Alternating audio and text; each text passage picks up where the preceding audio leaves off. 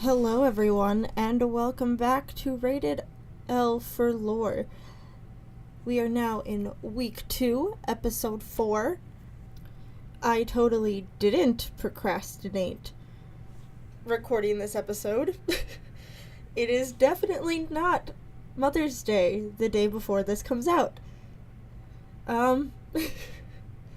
Anyway, before I really get into this episode, I just want to say thank you to everyone who has listened to the first 3 episodes and made it here and is continuing to listen.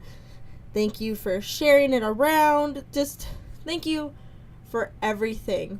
Right now, looking at my analytics, it says that my top cities are Minneapolis and New York, which I don't know people in Minneapolis or New York, so that means these are unique viewers that aren't just my friends and family who are going to support me no matter what. So that's pretty cool. So, yeah, I'm excited to see where else this goes and how much this grows.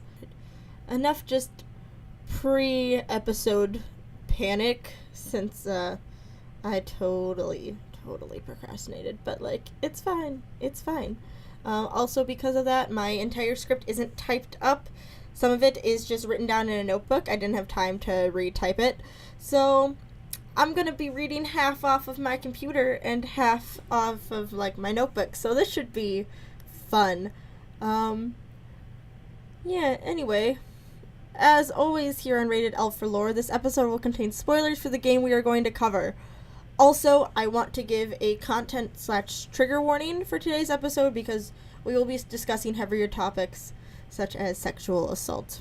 As I get more into it, I will give you more of a warning so that you can still enjoy today's episode but skip ahead as needed. So, without further ado, I will now reveal the game we are covering today.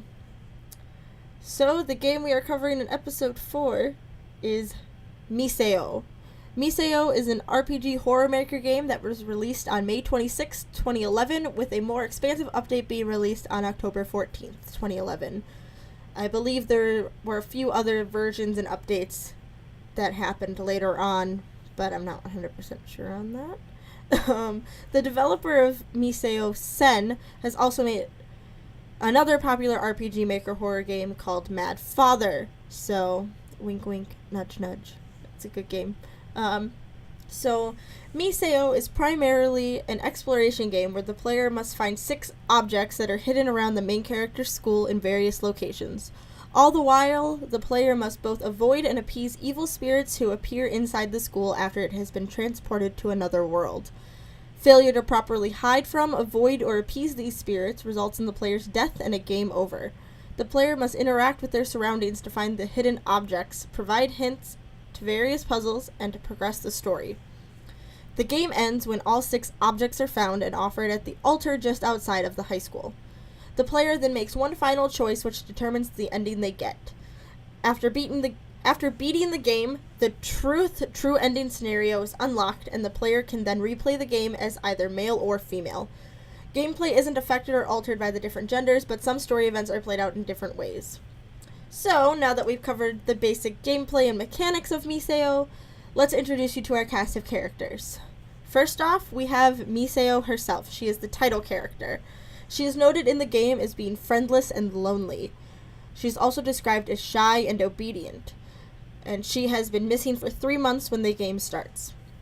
Next is Aki, the main character of the game. In newer versions of the game, Aki can be played as male or female, but the player has to play as a female for the first run through. Because of that, I will be using female pronouns when talking about her. She wasn't friends with Miseo, but she really wanted to be. She always regarded Miseo positively. Then we have Toma, Miseo and Aki's classmate. Miseo had a crush on Toma. He also admitted to having feelings for Miseo, but he could have been lying at the time. After Toma, we have Satome, Toma's current girlfriend. After Miseo went missing. If I say Misao at some point, it's because with doing the research for this, I was watching old playthroughs of it on YouTube, and many of them in America say Misao, but the Japanese pronunciation should be Miseo because of how that the Japanese language works. I don't know much Japanese, but I have been learning it for a few years, so I'm going to assume that Miseo is correct. Right. Anyway, Satome acted nice to Miseo, but it is implied that she mistreated Miseo behind her back. Next is Yoshino, who is a mean girl who constantly and viciously bullied Miseo. Then there's Kudo, Miseo's childhood best friend, who abandoned her as they grew up because he didn't want to be made fun of for hanging out with a girl. Next is Mr. Sota, Miseo and Aki's teacher, who is loved by all students. Then finally we have Ayaka, Aki's best friend, who has a huge crush on Mr. Sota. So, now that we know who everyone is, it's time to dive into the good stuff, the lore of this game. So, you play as Aki. You are given the choice to change the name, but Aki is the default. The game begins with Aki hearing Miseo's voice in her sleep, asking her to help her and find her. She wakes up, recalling how Miseo had gone missing 3 months ago, and how other students had begun to spread the rumor that Miseo was long dead.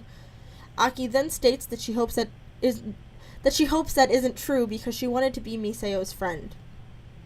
Later, when she's in class, Aki overhears Toma, Satome, Yoshino, and Kudo talking about all the paranormal occurrences that have been going on in the school. Toma mentions that it may be Miseo's curse. The conversation then escalates with Toma loudly challenging Miseo to punish everyone except Satome and himself. Immediately following Toma's challenge, the school begins to violently shake and becomes engulfed in darkness. Aki then hears Miseo's voice again, begging Aki to find her. Aki then blacks out as the rest of the class falls into a panic. Aki wakes up in the student council room and meets student council president Onigawara, who explains that the school has been transported to another world by Miseo's curse. The student council vice president, nicknamed Miss Library, quickly interrupts, informing Onigawara and Aki that evil spirits are wandering the halls and killing any humans they find. Onigawara then tells Aki that only she can end Miseo's curse. She must do what Miseo has been asking her to do, find her and save her soul. Aki then sets out to find Miseo within the school. While exploring the school, Aki runs into several of her classmates being threatened by evil spirits. When Aki finds Kudo, he is injured in the middle of a road. Trying to save him results in Aki's death, so she can only watch as Miseo's spirit appears before him. It is then that Kudo apologizes to Miseo and confesses his feelings of love for her. Miseo's spirit tells Kudo to die, and immediately after a car comes, killing him. When Aki finds Toma and Satome, Satome is being threatened by a monster and is begging Toma to save her. Instead of saving her, Toma runs away in fear, leaving Satome to die. Aki can try to save Satome, but no matter what she does, she is always too late. When Aki finds Yoshino, she is strapped to a table begging for help. Yoshino pleads for Aki to save her. If Aki decides to help her, she makes Yoshino promise to no longer bully people. However, before Aki can free Yoshino, a chainsaw-wielding madman enters the room, forcing Aki to hide in the cut-up dead body that is on the table next to Yoshino. While hiding, she hears Yoshino being killed, and once she emerges, she finds Yoshino dead on the table. Also, while exploring the school, Aki finds Ayaka. I don't know, Japan, man.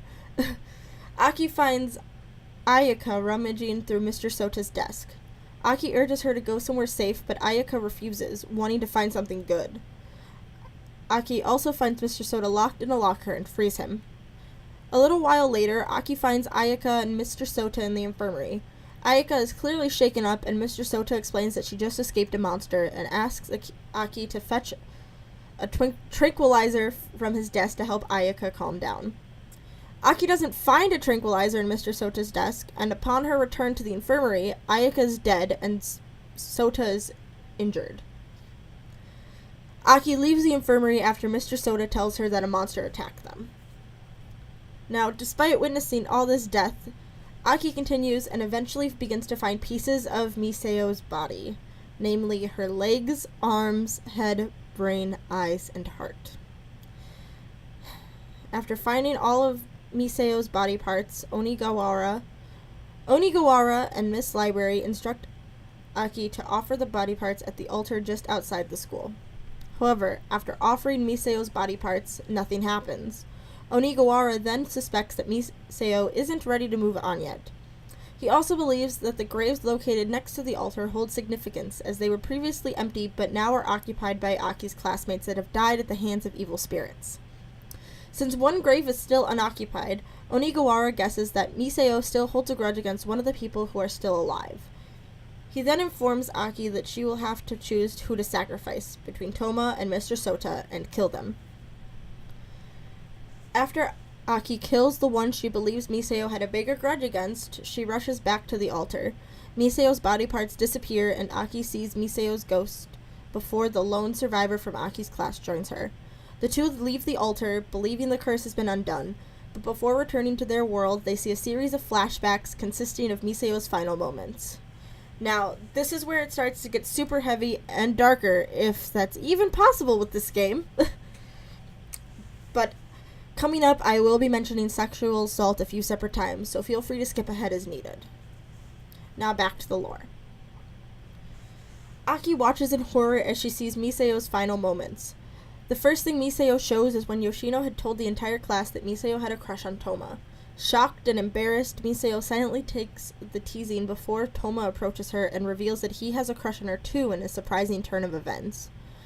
Yoshino tries to continue on with teasing Misao, but Toma tells her to cut it out before exchanging numbers with Misao. Next, Aki sees Misao wondering why Yoshino would tell the whole class. Instead of getting upset over it, Misao decides to brush it off and thank Yoshino. After making this decision, Misao receives a text from Toma saying that he likes her and asking if she likes him too. The scene cuts away as she replies. Misao then shows what happened a few days later. Misao's private texts to Toma had been printed out and were put on the bulletin board for everyone to see. In the background, a blonde girl that we can assume is Satomi turns away from the board when Misao walks up to it. The texts were filled with Misao's very personal feelings for Toma, as well as a poem she had wrote him. After seeing this, Misao runs away upset. In the next flashback, Misao was slowly walking back to the classroom, guessing that it was Yoshino who publicly displayed her texts after sneaking a peek at Toma's phone. She also correctly guesses that Yoshino has a crush on Toma, but Misao feels confident with her position as Toma's girlfriend. Unfortunately, as Misao approaches the classroom, she overhears Toma talking to Satome, saying that she was the only one who Toma had shown Misao's text, and asking her if she was the one who publicly displayed them.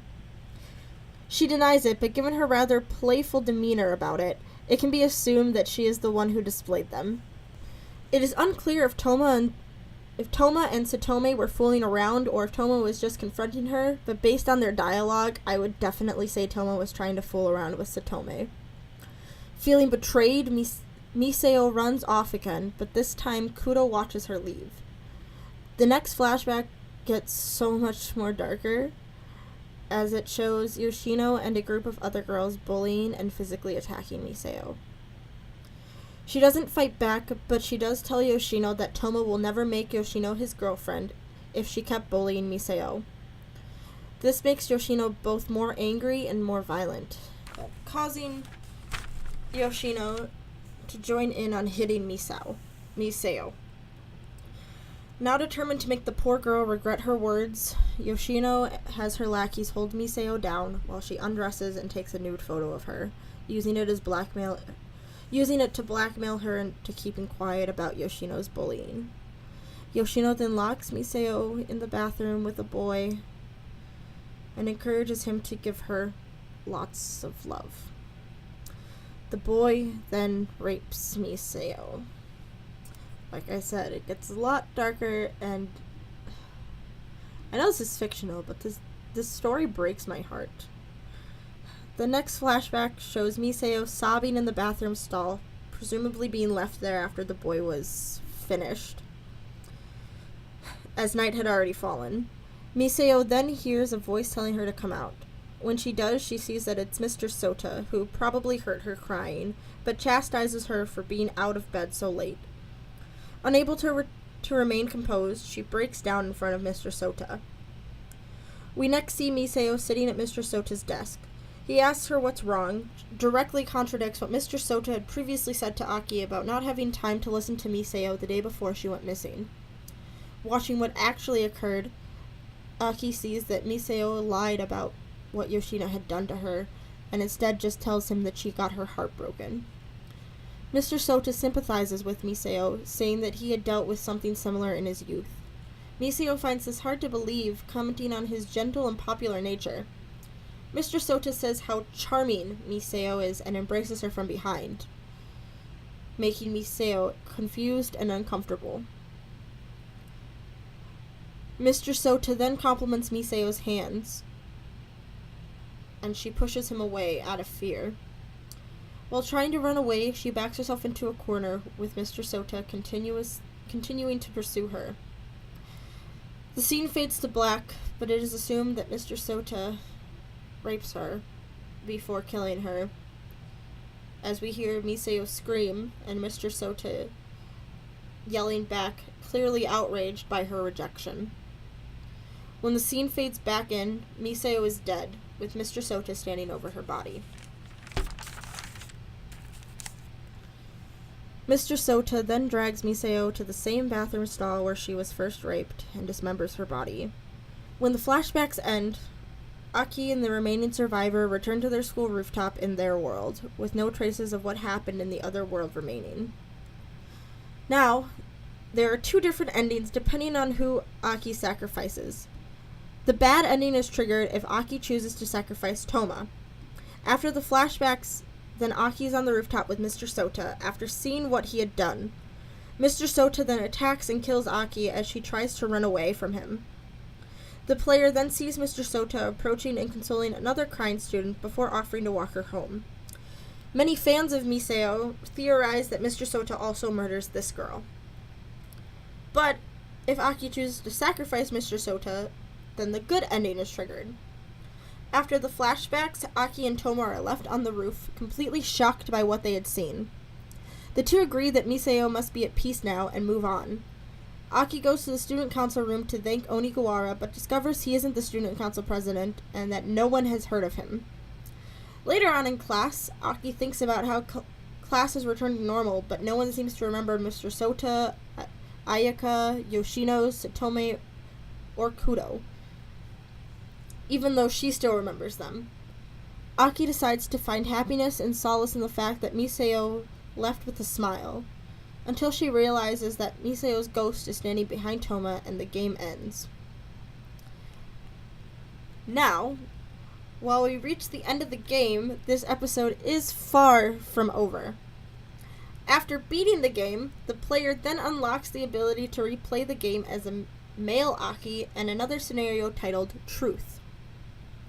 While female Aki is shown as kind and accepting, she does appear to have a dark side that the male Aki does not, which is something we will touch on a little bit later, as male Aki is unable to kill, hesitating and either letting others do it or seemingly having to be possessed by female Aki to murder. But as I said before, more on this later. For now, we're going to talk about the Truth scenario. So, the Truth scenario takes place immediately after the main game. Aki finds herself back in the other world where once again she meets Onigawara. There she finds him standing in front of the graves of her classmates from the main game.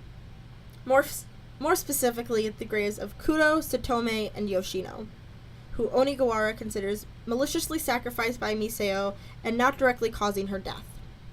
Onigawara wants to liberate their souls. So, Aki then touches each grave and convinces Miseo's spirit to forgive and free them so that she can move on. All three of them are brought back as infants by their will to live. After saving all of them, a new path opens, revealing Toma's grave, despite him being spared in the other world originally. Onigawara appears again to give Aki a hand mirror, telling her that it might be useful later on. Aki then touches Toma's grave and finds Miseo standing over him, refusing to let him go because of her feelings for him. Miseo then invites Aki to also stay with them in the other world, but Aki quickly refuses. When Toma comes to, he sees Miseo and freaks out, trying to run away from her.